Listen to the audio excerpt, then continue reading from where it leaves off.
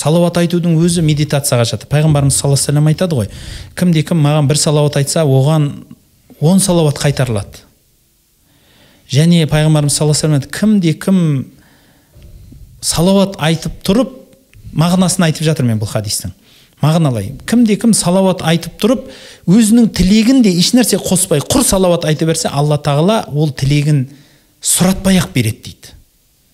Ол сұрамайды. Мысалы, ойлаңызшы, сіз мұқтажсыз, сіз бір жерге тіршілігіңізге бір мұқтаждық пайда болып тұр. Сіз сол мұқтаждығыңыз, Аллахым, осы бір мұқтаждығымды жауып берші, немесе бір қарызымнан құтылайыншы, немесе алдында бір үлкен бір жауапты іс тұр, содан аман есен өтейінші. Жоқ, оны айтпай-ақ қой дейді. Соны айтпай-ақ, құр пайғамбарымызға беріліп, ана нәрсені жүрегінен алып таста, сөйтте салауат айта берші дейді. Сен соны табасың. Бұл пайғамбарымыздың уәдесі.